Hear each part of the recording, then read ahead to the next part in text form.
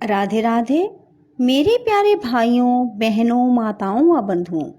आज मैं आपके लिए लाई हूँ पद्म पुराण की कथा का अध्याय। बंधुओं, जिसे सुनने मात्र से आपकी जिंदगी में सदा के लिए खुशियाँ लौट आएंगी, आपकी हर चिंता दूर हो जाएगी।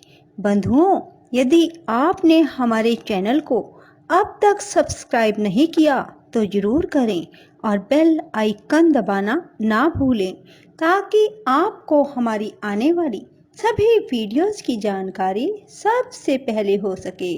बंधुओं, जब भी कथा को सुने पूरी सुने और सुनने के बाद कमेंट बॉक्स में जय विष्णु भगवान जय माँ लक्ष्मी जरूर लिखें। बोलो विष्णु भगवान की जय, लक्ष्मी माता की जय। अब परम आनंद प्रदान करने वाले महाव्रत का वर्णन करता हूँ, जो 15 दिन उपवास करके ब्राह्मण को 2 कपिला गोएं दान करता है, वह देवता और असुरों से पूजित हो ब्रह्मलोक में जाता है, कल्प के अंत में सबका सम्राट होता है। इसका नाम प्रभाव्रत भी है। जो 1 वर्ष तक केवल एक ही अन्न का भोजन करता है और भक्ष्य पदार्थों के साथ जल का घड़ा दान करता है, वह कल्प पर्यंत शिवलोक में निवास करता है। इसे प्राप्ति व्रत कहते हैं। जो प्रत्येक अष्टमी को रात्रि में एक बार भोजन करता है और वर्ष समाप्त होने पर दूध देने वाली गौ का दान करता है, वह इंद्रलोक में जाता है। इसे सुगति व्रत कहते हैं। जो वर्षा आदि 4 ऋतुओं में ब्राह्मण को ईंधन देता है और अंत में घी और गौ का दान करता है, वह पर ब्रह्म को प्राप्त होता है। यह सब पापों का नाश करने वाला वैश्वानर व्रत है। जो 1 वर्ष तक प्रतिदिन खीर खाकर रहता है और व्रत समाप्त होने पर ब्राह्मण को 1 गाय और 1 बैल दान करता है, वह 1 कल्प तक लक्ष्मी लोक में निवास करता है। इसका नाम देवी व्रत है। जो प्रत्येक सप्तमी को 1 बार रात्रि में भोजन करता है और वर्ष समाप्त होने पर दूध देने वाली गौ का दान करता है, उसे सूर्य लोक की प्राप्ति होती है। यह भानु व्रत है। जो प्रत्येक चतुर्थी को 1 बार रात्रि में भोजन करता है, वर्ष के अंत में सोने का हाथी दान करता है, उसे शिवलोक की प्राप्ति होती है। यह विनायक व्रत है। जो चौमासे भर बड़े बड़े फलों का परित्याग करके कार्तिक में सोने से फल का दान करता है, हवन करा उसके अंत में ब्राह्मण को गाय बैल देता है, उसे सूर्य लोक की प्राप्ति होती है। यह सौर व्रत है। जो 12 द्वादशियों को उपवास करके अपनी शक्ति के अनुसार गौ, वस्त्र और स्वर्ण के द्वारा ब्राह्मणों की पूजा करता है, वह परम पद को प्राप्त होता है। यह विष्णु व्रत है। जो प्रत्येक चतुर्दशी को 1 बार रात में भोजन करता और वर्ष की समाप्ति होने पर 1 गाय और 1 बैल दान करता है, उसे रुद्रलोक की प्राप्ति होती है। इसे त्र्यंबक व्रत कहते हैं। जो 7 रात उपवास करके ब्राह्मण को घी से भरा हुआ घड़ा दान करता है, वह ब्रह्मलोक को प्राप्त होता है। इसका नाम वर व्रत है। जो काशी जाकर दूध देने वाली गौ का दान करता है, वह 1 कल्प तक इंद्रलोक में निवास करता है। यह मित्र व्रत है। जो प्रत्येक तृतीया को शिव मंदिर में जाकर 1 बार हाथ जोड़ता है और वर्ष पूर्ण होने पर दूध देने वाली गौ का दान करता है, उसे देवलोक की प्राप्ति होती है। इसका नाम भवानी व्रत है।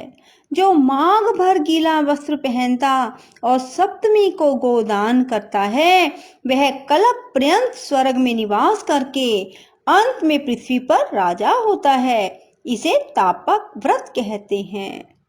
जो 3 रात उपवास करके फागुन की पूर्णिमा को घर का दान करता है, उसे आदित्य लोक की प्राप्ति होती है।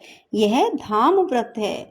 जो व्रत रहकर तीनों संध्याओं में प्रातः, मध्याह्न और सायंकाल में भूषणों द्वारा ब्राह्मण दंपति की पूजा करता है, उसे मोक्ष मिलता है। यह मोक्ष व्रत है। जो शुक्ल पक्ष की द्वितीया के दिन ब्राह्मण को नमक से भरा हुआ पात्र, वस्त्र से ढका हुआ कांसे का बर्तन और दक्षिणा देता है और व्रत समाप्त होने पर गोदान करता है, वह भगवान श्री शिव के लोक में जाता है। एक कल्प के बाद राजाओं का भी राजा होता है। इसका नाम सोम व्रत है। जो हर प्रतिपदा को एक ही अन्न का भोजन और वर्ष समाप्त होने पर कमल का दान करता है, वह वैश्वानर लोक में जाता है। यह बड़े बड़े पापों का नाश करने वाला है। जो स्वयं कन्यादान करता और दूसरे की कन्याओं का विवाह करा देता है, वह अपनी 21 पीढ़ियों सहित ब्रह्मलोक में जाता है। कन्यादान से बढ़कर दूसरा कोई दान नहीं है।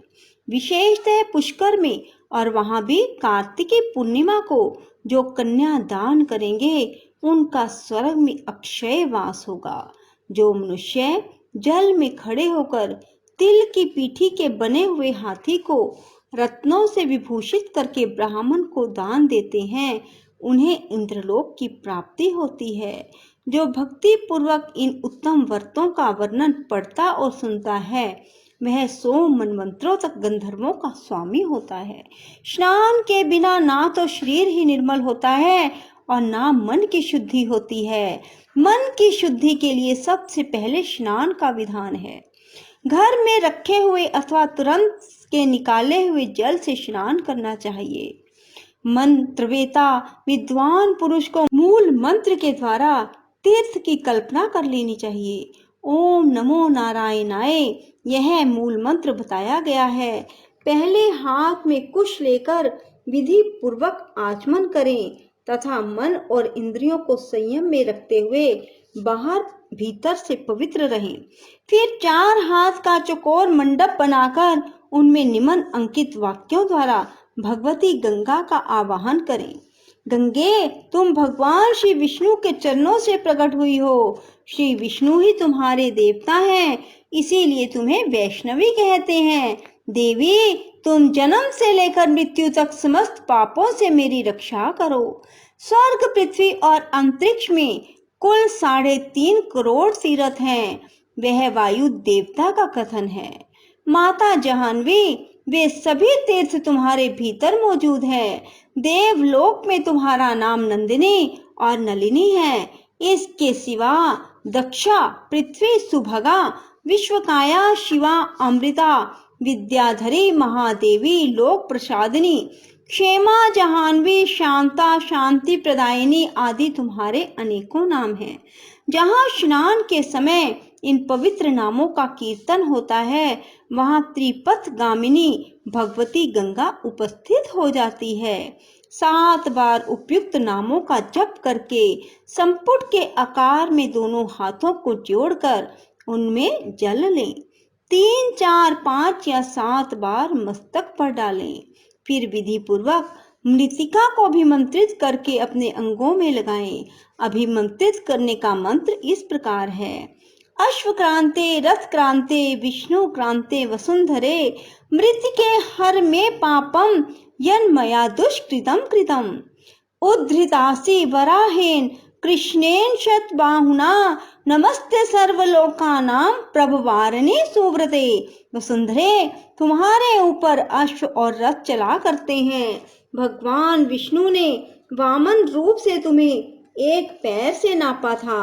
मृतिके, मैंने जो बुरे कर्म किए हो, मेरे उन सब पापों को तुम हर लो। देवी, भगवान श्री विष्णु ने सैकड़ों भुजाओं वाले वराह का रूप धारण करके तुम्हें जल से बाहर निकाला था।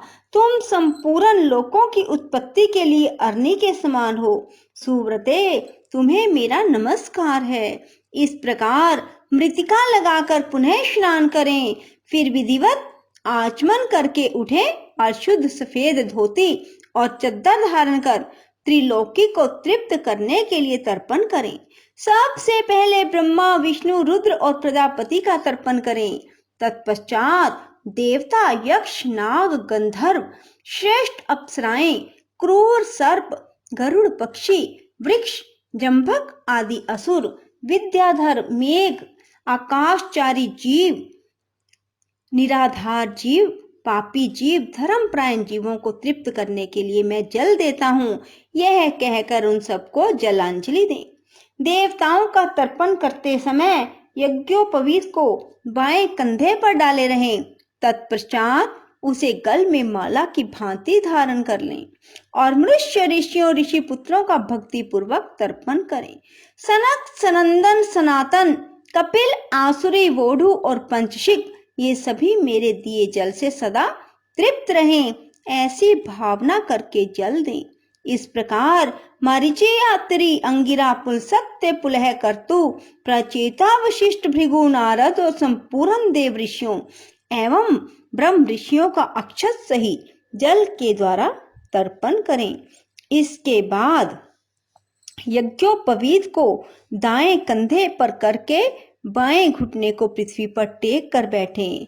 फिर अग्नि, श्वात, सौम्य, हविष्यमान, उष्मप, सुकाली, बृहस्पति और आज्यप नाम के पितरों का तिल और चंदन युक्त जल से भक्ति पूर्वक तर्पण करें।